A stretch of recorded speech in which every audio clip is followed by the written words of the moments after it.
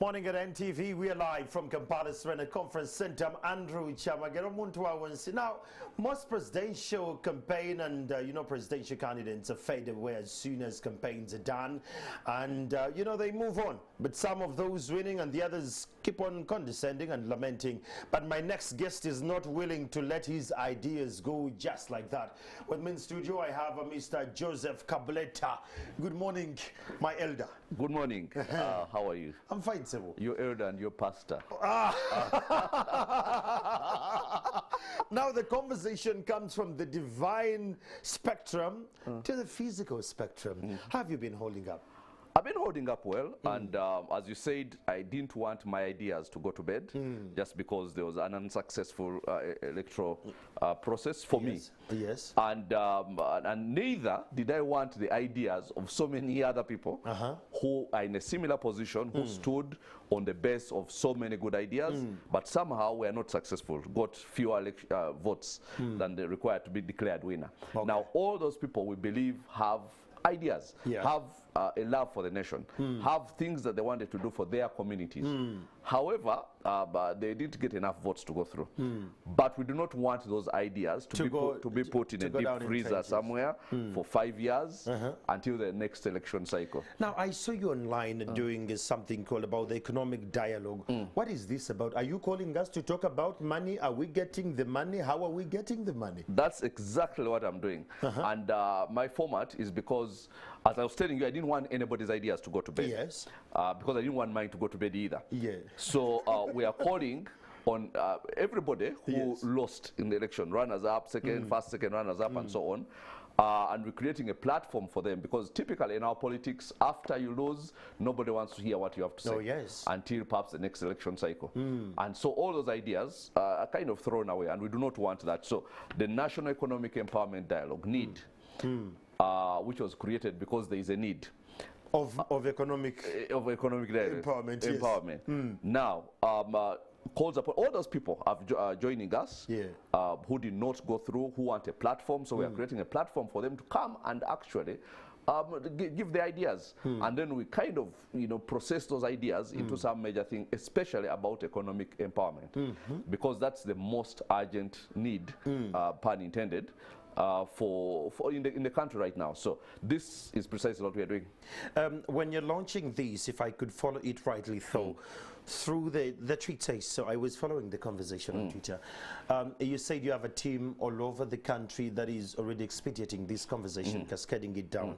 But I want to understand, were you having this idea already when you're having the campaign trail going around the country, or it's something that came through? I remember one of your quotes during the campaigns. You said, I want Ugandans to feel the money in their pockets, not just to hear about the GDP. Can I feel the GDP in my pockets? Exactly. So when did the idea of this economic empowerment platform come through?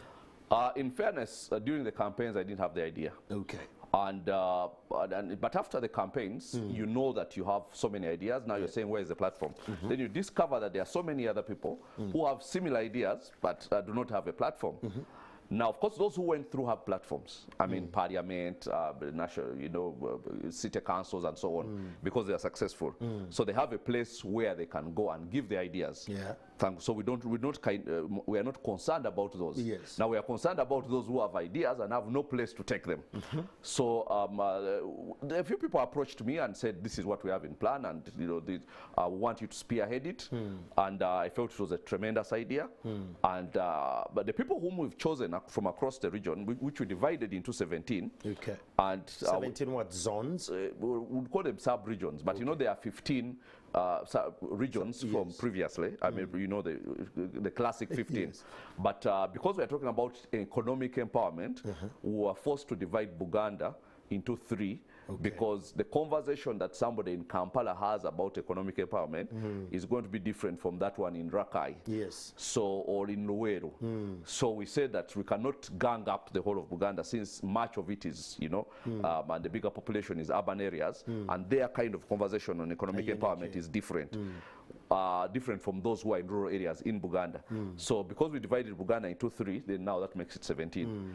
And now As a result of that, we had 2 representatives at forming our National Steering Committee from each region. All these are people who stood for positions in that place and were unsuccessful runners-up. So we sat in a dialogue, and now the conversation about economic empowerment is going on already as we speak currently across the country. What does it entail, Mr. Kableta? As a Ugandan who is staying in Nyamitoma or who in Chijabwem in Masaka, what does this conversation entail? And when this conversation is done, when we get all these ideas that about economic empowerment, then where do we take these opinions, the collective of all this data? First of all, where do we take it? That's a good question. But before that, the most important thing is to even teach the electorate about the issues concerning election. Because anybody who has been in an election knows that the electorate lacks any form of civic knowledge and civic direction. What are the issues that we are voting for, rather than the personalities? Now, they vote personalities. Now, we want to move a bit out of that, okay? Because we've had personality politics for 35 going to 36 years, and the cult of personality and so on. But now I see even, you know, when the people who are, a lot of the people who are thinking about, you know, a change of government, you see it's the same personality thing that mentality that they are pushing. Now, we want to take civic education to those people and say these are the issues that you should be voting for. The Muntua ones as your fellow people. Now, these are the issues you should be voting about. Now, when somebody comes to you, these are the things you should task him to tell you how he is going to handle them or she is going to handle them. And now those people start understanding what is at stake. And because some of them, you know, people are seated in regions which are very resource rich, and they have no idea, and as a result they have put on, and of course it has been deliberate by this government, make sure they have no idea. So they are moving around with their heads low, and they have nothing to fight for. They don't feel like fighting for anybody. Now we are saying we do not want you to fight for anybody. Fight for yourself.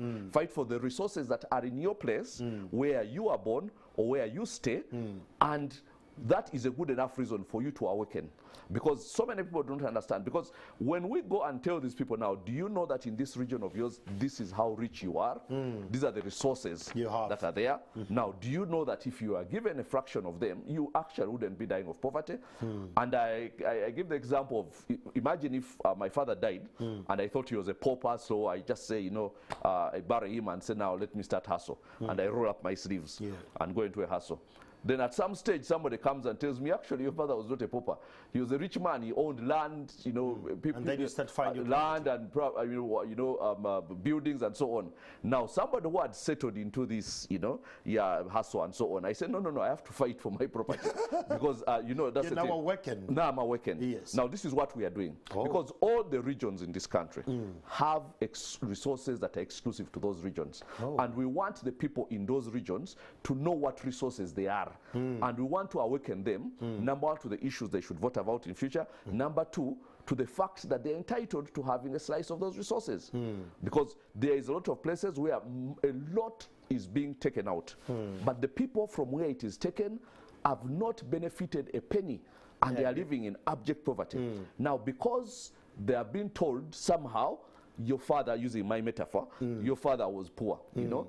But now I want to tell them, no, there is something actually to fight for. Why are these people, if you are in Bukedi or in Tororo or those places, Busia and so on, Bukedi really among our regions, and you hear that people are mining 3,000 kilos of gold every day. Every day. That's 3 tons. There's a lot of child labor in the mines there as well. Now, the people who are doing the mining are given very little money. The people of the region, even the districts and so on, get hardly anything. Now all that money is being taken out. And I was actually reading a story and I was bemused because you hear that $100 million invested by a Chinese company.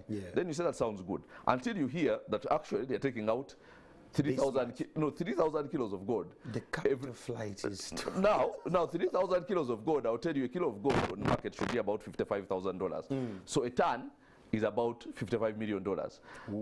I mean, about. So imagine 3 tons. So those people are getting their investment in in a matter of days, so to speak. Even if you even if you factored in the labor and all operations and logistics and all. And then they are saying they are giving taxes of 30 billion shillings to the government. 30 billion, that's like 10 million, and that's less than a kilo of gold. You know, Kableta, when you speak about this, I love the figures. I love all these weights. But let me just say this before you say. Now imagine we awaken the people in Bukedi and say, why is all this money coming from your region? And you're dying of poverty. There shouldn't be any reason in a proper administration why this is happening here. Why don't you stand up and fight? You said that this is deliberate. How is it deliberate? You think it's deliberate by the government that people should not understand how rich and wealthy they are? Of course, because I mean, if you I wouldn't want to give an example. Unless you're offended, but if my father died and I didn't know what he had, you think that somebody is not responsible for that? Obviously they are. Somebody is benefiting from my ignorance. Obviously. Now, the people who are benefiting from the ignorance of Ugandans and the wealth that we have, we know them. They are people in places of authority. So the president this week said, when he was commemorating the Independence Day, on quote, he said that in the Western countries where the democracy is very elegant and working, it's people who give the government, it's people who give politicians money to expedite and mobilize whatever they want to do when they get on the ground. But in economies that don't understand that, it is the politicians giving money to the electorates.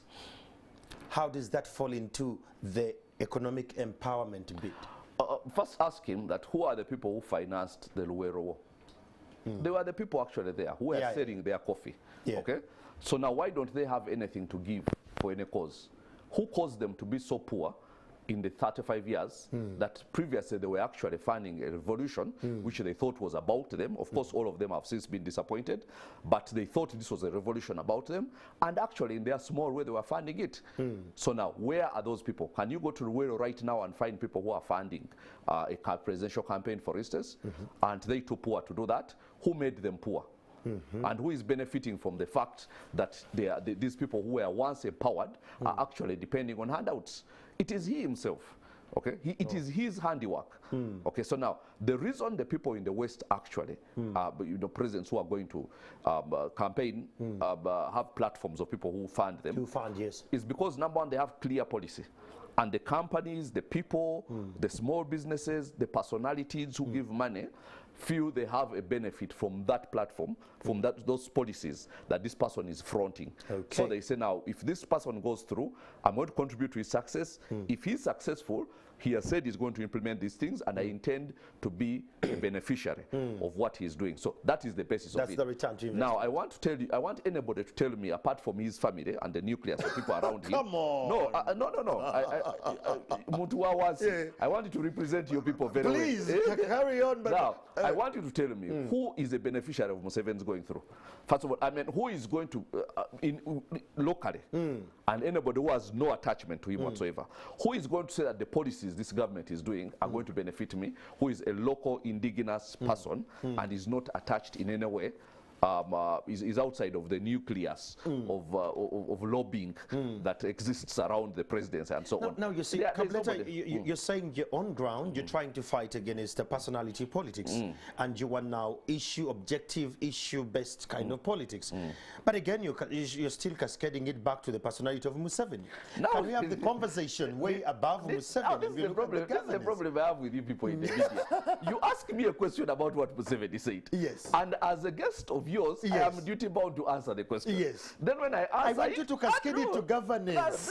Now when I answer it, then you say, why are you talking about Museveni? But you asked about him. Yes. Anyway, so the thing is, and I would rather you don't, but I can't tell you what to ask because this is your show. Now, but then also, on the other hand, now when I stood up presidential, of course, people didn't expect that I was going to go through because I came late and so on. But there are people who actually contributed because they say, I like your ideas. I'm going to give you 100K. I'm going to give you 1 million. So just because they like it, they don't expect that it's going to amount to a victory right now. But the support is valid. Somebody says, I listened to you and I said, this is somebody I can support. Now, collectively, there are actually a number of people because a presidential campaign is not cheap. It's heavy. It's heavy. And it is not a cheap venture. But people support you on the basis of your ideas. Now, everywhere else, candidates are supported on the basis of ideas. Now, who has, so the whole politics of personality, what you're supporting on the basis of what? Okay, now we are moving away from that. There is an economic empowerment. First of all, I do not want people to support me. I want them to support themselves in, first of all, understanding what is at stake. What do we have to fight for? Now, when I know that this is the amount of wealth that we have in this place that I call home, to which I'm indigenous. Now, when I'm fighting, I'm knowing that when there is a proper administration, which is not thieves, that I am going to be a partaker of this which is mine. And I have a rightful claim to this. Now, I can tell you all the 17 regions. Yes. I can tell you that not a single one of them does not have enough resources to carry the people who are in that region. Oh, yeah, it has just been obscured from them for the purpose of, again, people who want to exploit. Okay? So, now, how about people understand that it's easy for you to be exploited if you do not know what is at stake? This seems to be a very big conversation, and those ones joining us online, I really want to thank you so much, but it seems to be a very big dream, and it's quite scalable. You've gone into 17 sub-regions and all. Who is financing this? Good question. Who is behind this? Because now it's financial empowerment. It's a nationwide campaign and conversation going on. Where are you getting the funds from? Are the people funding the idea again? Do you need funds to create a conversation, to start people talking about something that is actually of value? Where do you need the funds? At what stage do you need funds? Now I'm here propagating these ideas. Yes. How much did I pay you or NTV to be here? Zero. Nothing. I just have to have an idea, and people who like the idea call me. I've been on radio stations across the country, a lot of them, you know, online and so on. Yes. I don't even know they exist. They call me after they had the idea, and I spend an hour or sometimes 2 of them talking about my idea. No cost whatsoever. Okay. Now, I want this, and all the people who, a lot of the people who were at our launch on 28th, a lot of them went and actually started conversations with no finances whatsoever. Now, we do not, the thing is, if you start thinking you need money to do everything, then you're not going to do anything. Have you faced challenges when you go to some regions to meet the team, core leaders in the sub-regions? Has security been a little bit challenging? We haven't yet stepped out. We anticipate there might be issues here and there, but as much as possible, we have tried to limit the core people of to try and keep in touch with these stupid COVID regulations. And you call them stupid. We are having a pandemic. Stupid. Why Uganda only? In Kenya, I could meet as many people as possible. Even in church, I can have 3/4 of the number of people who usually sit. Okay. Now that is science, where you say if you see 10,000 people, you're allowed to have. I need 3/3. Three-quarters of what the normal capacity is. Now imagine somebody who has a church of 20,000 and tell you 200 people, regardless. Then somebody who has a church of 200 people capacity sits 200 people. Is there any science there? Stupidity. Rationally doesn't. No, it doesn't make sense. Stupidity. Now, why are we the only ones in the country who are having these draconian COVID restrictions? When the disease is worldwide. Across the world, we are hearing country after country after country saying that they are removing all COVID restrictions. Why is Uganda the only one which still has these draconian ones? People in Kenya were almost rioting because the president did not remove a 10 p.m. curfew. In Uganda, we have a 7 p.m. curfew, and we are behaving as if everything is okay. So it's all stupid. It's all stupidity. Do you think? Before you leave there, just a minute. Our schools are not open. Children are not at school. And they're opening in Jan, per se. What do you make of that? Stupidity. When you're still within the drive of the, what you call the stupidity. No, because the thing is this. The reality is that there's somebody who is trying so hard to economically disempower people. Because schools are a major source of business for so many people.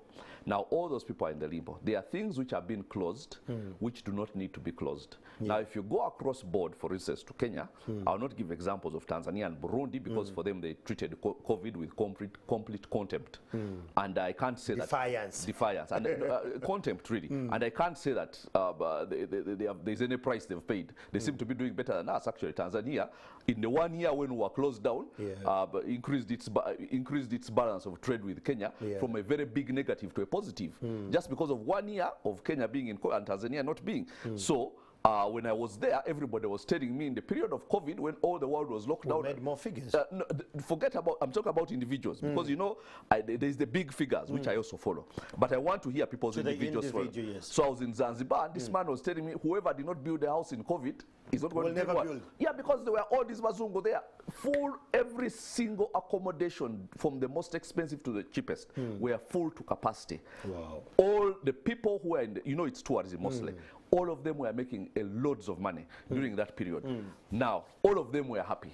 Okay? Now, back here, and okay, let me even chill Tanzania. In Kenya, because they took precautions. But you can see everything they did in COVID was taking precaution to make sure that they do not close business. They do not stop people's livelihoods. Okay? Now, even now you go there, you see as much as is possible is open. Their schools opened in January.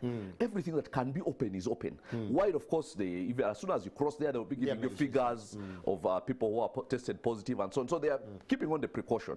But they are not stopping people's livelihoods. Now, when you are somebody who has been trying to impoverish people for 35 years, then COVID comes. It's a great opportunity to do it, supposedly, in the interest of people. So there are things which have been done in Uganda for which we might never, okay, I'm now talking as a politician, not as a man of God, for which we might never forgive these people as a country, because you have totally cut people's hands off.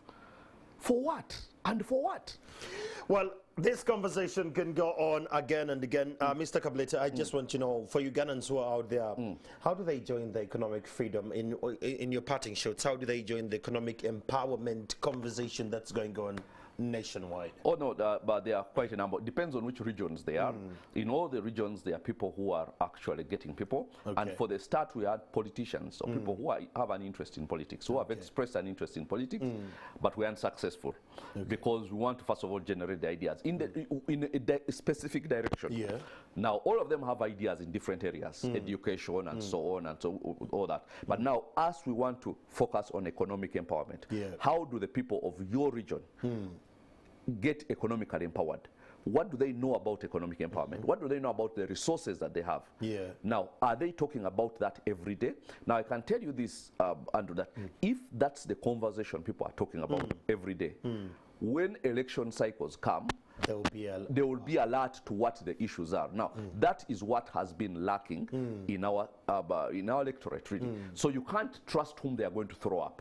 Because they are not conversant. They don't have the issues right on their hands. Now, that's what we want to change. Change the politics by changing the mindset of the electorate. Because everything you see up here comes from down there. Wow. There you have it. Joseph Kabuleta, he's a former presidential candidate, and be sure to see him even in 2026. The Mindset Awakening campaign of the economic empowerment is down in your villages. Look it up. Follow it on social media. Follow Joseph Kabuleta. I'm sure you'll actually find the links that could take you down, and you can cascade the conversation more down. Mongaden TV is still underway. I'll take a break for now, and I'll return shortly. Good morning.